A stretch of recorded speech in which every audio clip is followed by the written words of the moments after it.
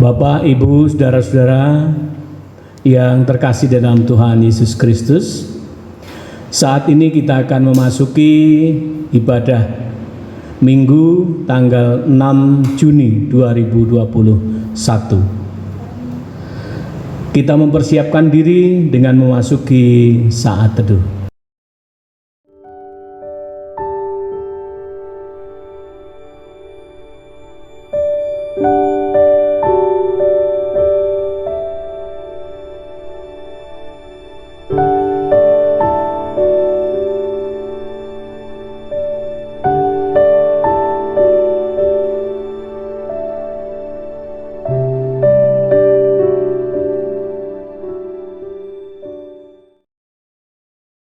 Saat teduh cukup. Bapak, Ibu, saudara-saudara jemaat yang dikasihi Tuhan, mari kita bangkit berdiri. Kita akan memuji nama Tuhan dari Kidung Jemaat 242, bait yang pertama dan yang keempat. Muliakan Allah Bapa.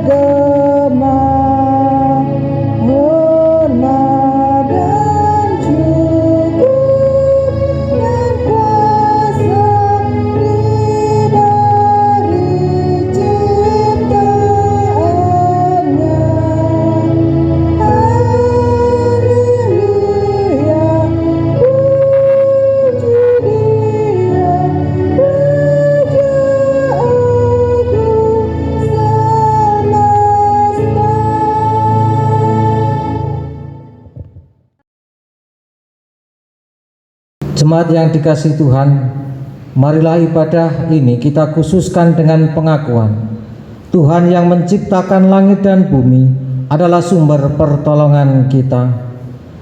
Kasih karunia dan damai sejahtera dari Allah Bapa kita dan Tuhan Yesus Kristus ada pada saudara sekalian. Amin. Jemaat dipersilahkan untuk duduk kembali. Saudaraku, marilah saat ini kita menerima hukum kasih yang terambil dari Matius 22 ayat 37 sampai dengan 40 yang demikian firman Tuhan.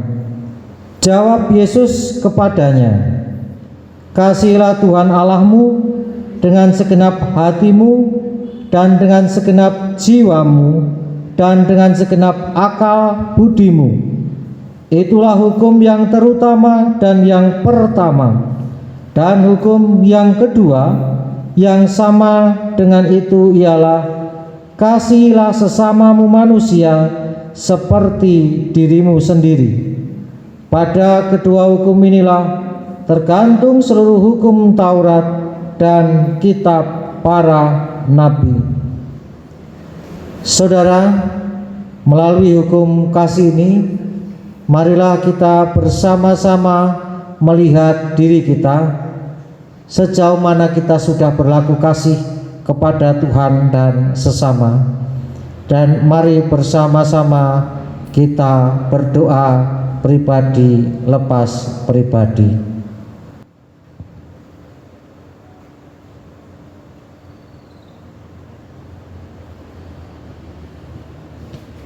Saudaraku, mari saat ini kita menerima berita anugerah yang terambil dari Matius 24. Matius 24 ayat yang ke-13 yang demikian.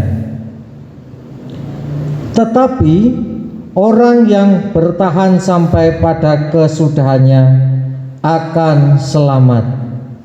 Melalui berita anugerah ini mengingatkan kepada kita dan juga menghibur kita ketika kita masih dalam dunia ini, kita masih perlu berjuang, kita masih perlu melaksanakan dan melakukan tanggung jawab kita masing-masing. Dan kepada kita yang setia di dalam melakukan tanggung jawab kita masing-masing, kita akan beroleh selamat. Artinya, kerajaan surga semakin dekat kepada kita, dan nantinya kita pun akan hidup dalam kerajaan surga. Dan mari berita anugerah ini kita sambut dengan pujian Kidung Jemaat 381 bait 1 dan 2 yang Maha Kasih.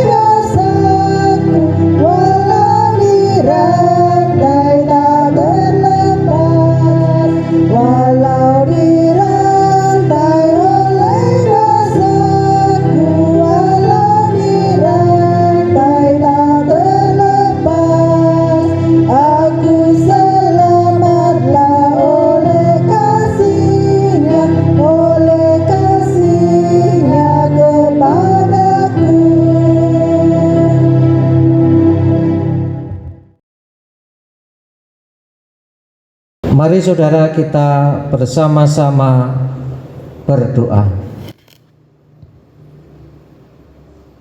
Kami menghadap kehadirat-Mu ya Tuhan, Sang Raja kehidupan, Sang Pemberi kehidupan, ya Tuhan kami Yesus Kristus.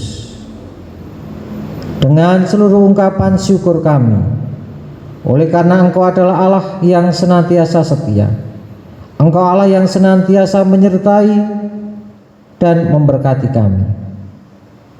Kami yakin dan percaya bahwa di dalam kehidupan ini Engkau senantiasa hadir dan menolong kami. Ketika kami ada di dalam pergumulan, ketika kami menghadapi tantangan, Engkau hadir dan menolong kami. Saat ini Tuhan, kami masih ada di dalam pandemi COVID-19, di mana pandemi ini melumpuhkan segala sesuatunya, bahkan melumpuhkan pertemuan-pertemuan yang harusnya kami lakukan, melumpuhkan sosialisasi kami antara satu dengan yang lain, melumpuhkan pekerjaan dan melumpuhkan semuanya. Tuhan, kami mohon kepadamu, kiranya Engkau bersegera menolong kami, membebaskan kami dari pandemi ini. Kiranya Engkau memulihkan kehidupan kami, sehingga kami pulih seperti sedia kala. Berkati segala upaya yang kami lakukan, dan kiranya Engkau juga memampukan kami untuk bergandeng tangan, bekerja sama satu dengan yang lain, berjalan bersama di dalam menghadapi pandemi COVID-19, dan di dalam kami keluar dari pandemi ini. Kiranya segala upaya Engkau berkati, dan Tuhan, kiranya Engkau juga senantiasa hadir dalam hidup kami bersama, di mana kami hidup di bumi ini bersama dengan manusia-manusia yang lain, bersama dengan sesama kami yang berbeda latar belakang, baik itu pemahaman, baik itu soal karakter sifat, baik itu juga soal perbedaan agama, perbedaan cara hidup, adat istiadat, dan yang lainnya. Biarlah dalam kehidupan bersama ini kami dapat memaknainya dengan baik, karena di tengah keperbedaan yang ada, kami bisa saling bekerja sama, melengkapi satu dengan yang lain. Dan kiranya Engkau juga memampukan para pemimpin kami, pemimpin bangsa yang Engkau pilih sebagai wakil-Mu di dalam kehidupan bersama. Kiranya Tuhan memberikan hikmat, kemampuan di dalam memimpin, dan kemampuan juga di dalam menggerakkan kami sebagai warga negara.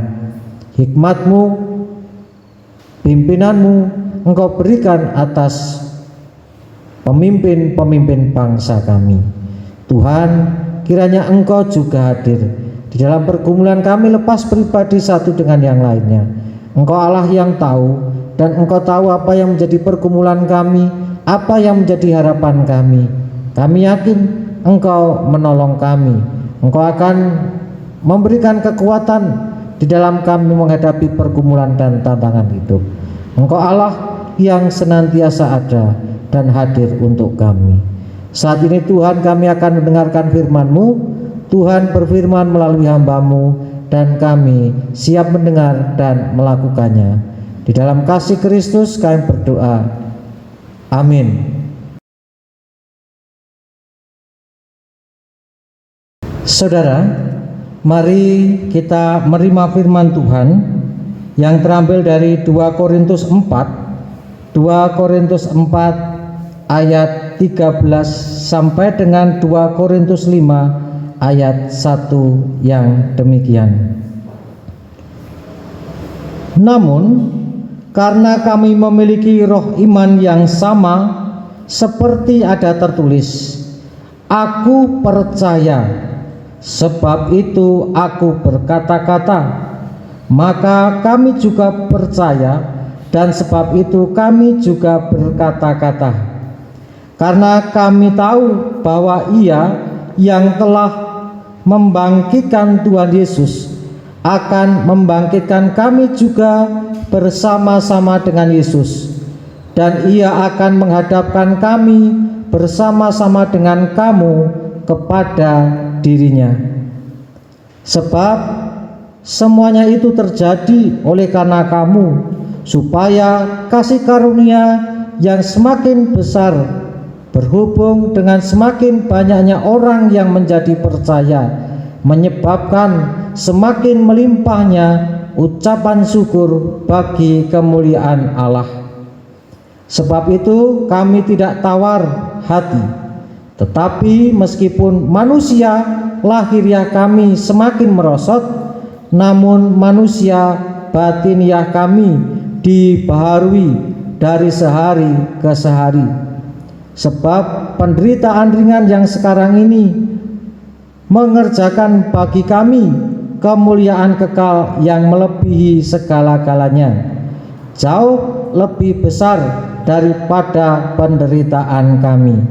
Sebab kami tidak memperhatikan yang kelihatan, melainkan yang tak kelihatan. Karena yang kelihatan adalah sementara, sedangkan yang tak kelihatan adalah kekal. Karena kami tahu bahwa jika kemah tempat kediaman kita di bumi ini dibongkar, Allah telah menyediakan suatu tempat kediaman di surga bagi kita, suatu tempat kediaman yang kekal yang tidak dibuat oleh tangan manusia. Berbahagia setiap orang yang mendengar sabda firman Tuhan dan memeliharanya. Haleluya.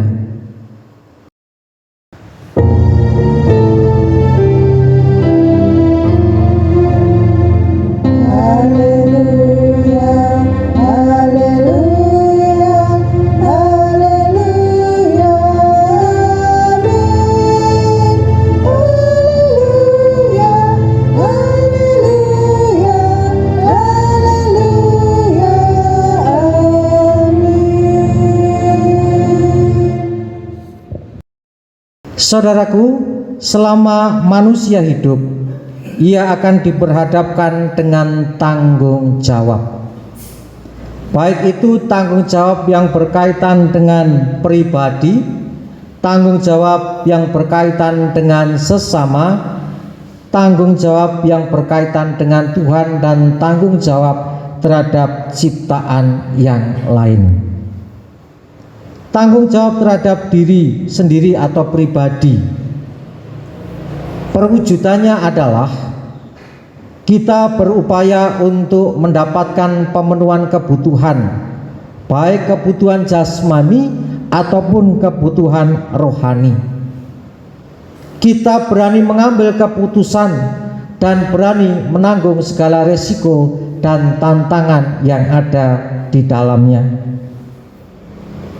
Ketika kita mengalami kegagalan, kita berani untuk bangkit, dan kita juga mampu untuk mengatur diri sendiri, mendisiplin diri sendiri. Kemudian tanggung jawab yang kedua, tanggung jawab terhadap sesama. Kita hidup di dunia ini bersama dengan sesama kita, bersama dengan manusia yang lain, sehingga kita juga memiliki tanggung jawab terhadap sesama. Di antaranya adalah menciptakan suasana yang enak, yang nyaman bagi siapa saja, menolong orang yang membutuhkan, dan juga memulihkan segala sesuatu yang terjadi atas sesama kita, berbuat baik, dan lain sebagainya. Tanggung jawab kita terhadap Tuhan di antaranya adalah kita harus memuji kemuliaan Tuhan, kita harus menyandarkan berserah diri kepada Tuhan, kita harus berbakti menyembah Dia di dalam kebenaran, karena Allah mengasihi kita dan Allah adalah sumber kehidupan atas kita. Kemudian tanggung jawab yang keempat adalah tanggung jawab terhadap ciptaan yang lain. Manusia hidup di dunia ini bukan hanya manusia saja, tetapi bersama ciptaan yang lain. Tumbuhan, hewan, alam semesta ini diciptakan oleh Tuhan, sehingga kita berkewajiban memiliki tanggung jawab untuk menjaga, merawat, dan melestarikan ciptaan yang lain, melestarikan alam pemberian Tuhan ini. Nah, inilah saudaraku tanggung jawab yang ada di dalam diri kita, di dalam kehidupan kita.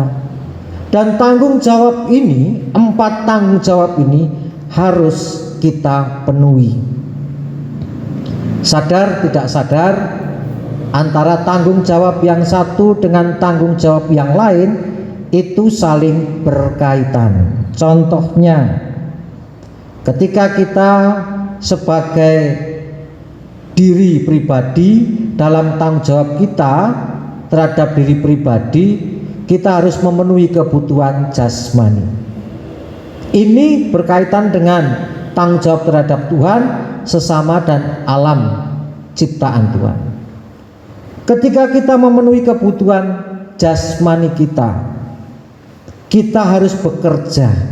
Kita berhadapan dengan sesama yang memberi tugas kepada kita, maka harus kita selesaikan. Jadi tanggung jawab pada diri sendiri melibatkan tanggung jawab pada orang lain, terhadap orang lain. Karena ketika kita bekerja, kita harus bertanggung jawab terhadap orang yang memberi pekerjaan atau memberi tugas pada kita. Berkaitan juga dengan tanggung jawab terhadap alam semesta ini. Ketika kita bekerja, kita harus bekerja dengan baik tanpa harus mengorbankan alam ciptaan, mencemari lingkungan. Dan ketika kita bekerja, ini juga wujud kita melakukan perintah Tuhan, taat kepada Tuhan. Karena kita harus mengupayakan kehidupan untuk kita di alam ini, di dunia ini. Serta ketika kita bekerja, harus bekerja dengan baik, harus bekerja dengan jujur. Kemudian saudaraku, sebagai orang yang beragama, khususnya kita sebagai orang percaya, ketika kita melakukan tanggung jawab kita terhadap Tuhan, contohnya ketika kita berdoa. Doa merupakan wujud tanggung jawab kita kepada Tuhan, di mana kita memuji, memuliakan Tuhan di dalam doa kita berserah penuh, memohon ketaatan, menyembah Dia di dalam doa. Nah, doa yang kita panjatkan juga berkaitan dengan tanggung jawab terhadap orang lain. Kita berdoa untuk diri kita sendiri, kita berdoa untuk orang lain supaya dipulihkan dari segala sesuatu yang menimpa sesama kita. Dan ketika kita juga berdoa, kita mohon Tuhan memulihkan keadaan alam semesta, memohon Tuhan juga memampukan kita memelihara ciptaan yang ada. Selanjutnya saudaraku, saat kita menjaga kelestarian alam, ini juga merupakan tanggung jawab terhadap ciptaan yang lain yang melibatkan diri sendiri. Saya melestarikan alam, saya mengajak orang lain, berarti tanggung jawab terhadap orang lain. Saya memohon tuntunan dan kekuatan Tuhan supaya saya dapat memulihkan dan melestarikan alam.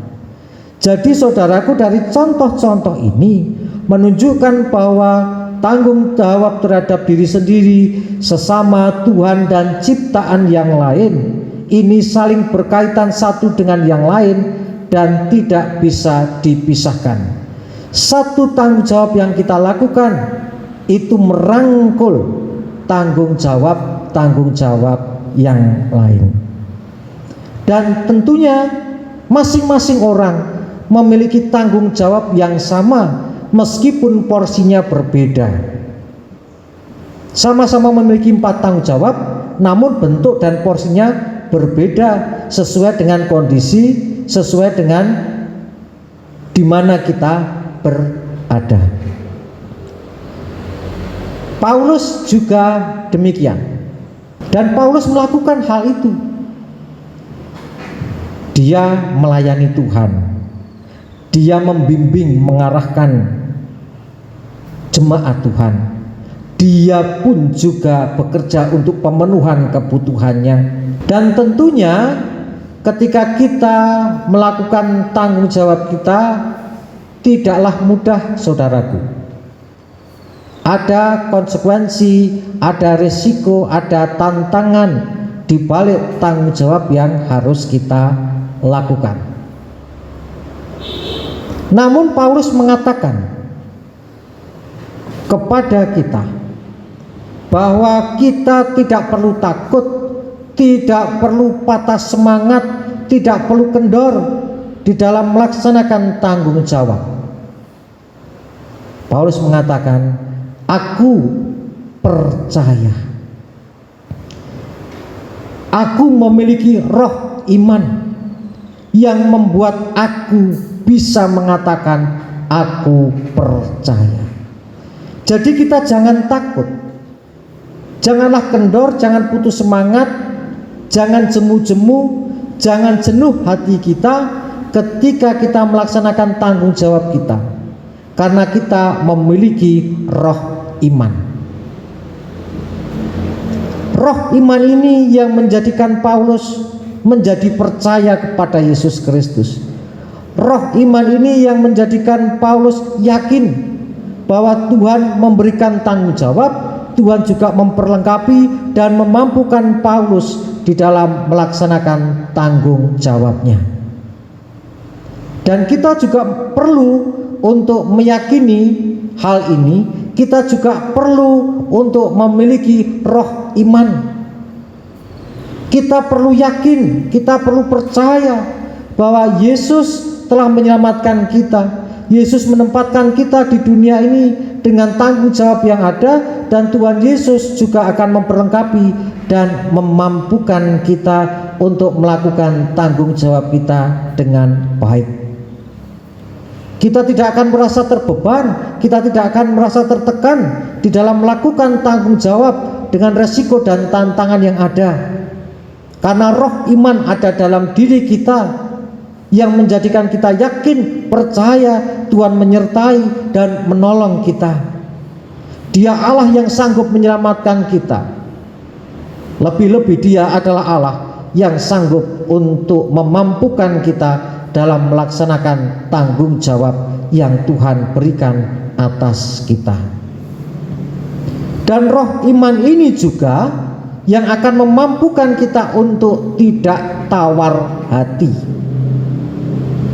Kata tawar itu berarti tidak berasa, hambar, tidak enak rasanya. Nah, kalau tawar hati itu berarti hati kita tidak ada rasanya, hati kita terasa hambar. Roh iman ini yang menjadikan kita tidak kehilangan rasa, tidak kehilangan semangat, tidak kehilangan sukacita, tidak kehilangan damai sejahtera dalam melaksanakan tugas dan tanggung jawab ini. Hati kita tidak akan terasa hambar. Kita tetap semangat, kita tetap melakukan tanggung jawab dengan baik. Nah, jika saat ini saudaraku kita merasa tawar hati, kita kehilangan semangat, kita kehilangan gairah dalam hidup, kita kehilangan harapan oleh karena tanggung jawab yang diberikan, berarti perlu dipertanyakan, apakah benar roh iman itu sudah ada dalam diri kita? Karena kalau roh iman itu sudah ada dalam diri kita, apapun yang terjadi, apapun konsekuensi dan tantangan yang ada di dalam seluruh tanggung jawab kita, kita tidak akan tawar hati. Oleh sebab itu saudaraku, kita harus memiliki roh iman itu seperti Paulus. Kita harus meyakini Yesus benar-benar menyelamatkan kita, Yesus benar-benar menolong kita dan memampukan kita dalam menjalani kehidupan ini. Tuhan Yesus memberkati. Amin. Saat teduh bagi kita.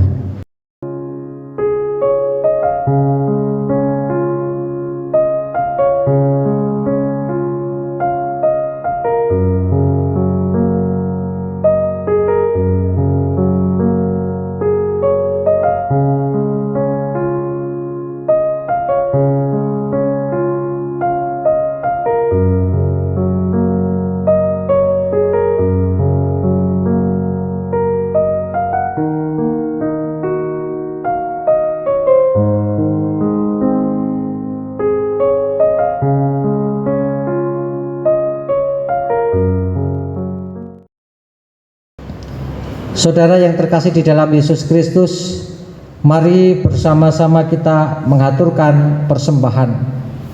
Adapun dasar persembahan terambil dari Roma 12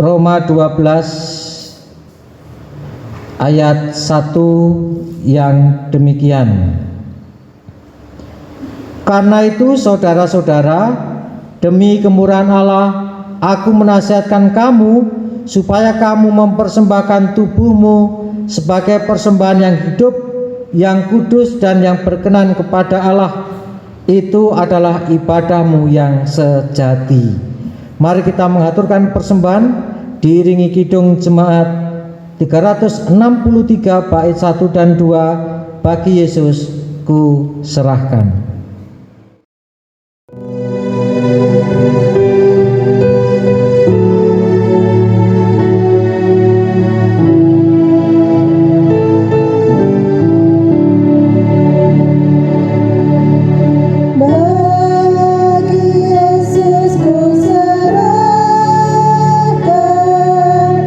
Hidupku seluruhnya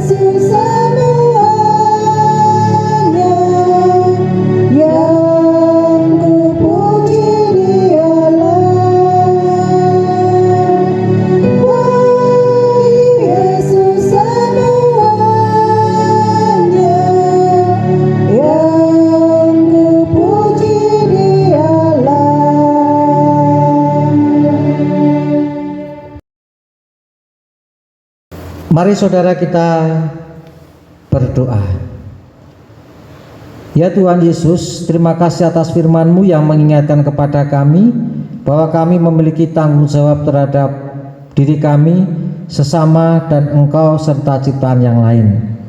Mampukan kami tidak tawar hati dengan kami mengupayakan roh iman, di mana kami percaya Engkau adalah Allah yang menyelamatkan dan Engkau adalah Allah yang sanggup menolong kami dalam setiap tanggung jawab kami. Engkau memperlengkapi kami dan Engkau beserta kami di dalam tanggung jawab kami masing-masing.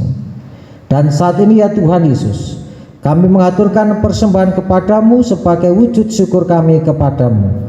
Oleh karena segala berkat, oleh karena segala sesuatu yang Kau berikan kepada kami, terimalah, kuduskanlah, dan mampukanlah kami memberikan yang terbaik untuk kemuliaan nama-Mu. Saat ini Tuhan, kami akan bersama-sama melanjutkan aktivitas kami. Kiranya Tuhan menyertai kami dan memberikan keselamatan atas kami. Di dalam kasih Kristus kami berdoa. Amin. Mari saudara kita bangkit berdiri dan kita mengikrarkan pengakuan iman rasuli. Aku percaya kepada Allah Bapa yang Maha Kuasa, Khalik langit dan bumi, dan kepada Yesus Kristus anaknya yang tunggal Tuhan kita, yang dikandung daripada Roh Kudus, lahir dari anak darah Maria, yang menderita di bawah pemerintahan Pontius Pilatus, disalibkan, mati dan dikuburkan, turun ke dalam kerajaan maut, pada hari yang ketiga bangkit pula dari antara orang mati, naik ke surga, duduk di sebelah kanan Allah Bapa yang Maha Kuasa, dan akan datang dari sana untuk menghakimi orang yang hidup dan mati. Aku percaya kepada Roh Kudus, gereja yang kudus dan am, persekutuan orang kudus, pengampunan dosa, kebangkitan daging, dan hidup yang kekal. Terimalah berkat Tuhan.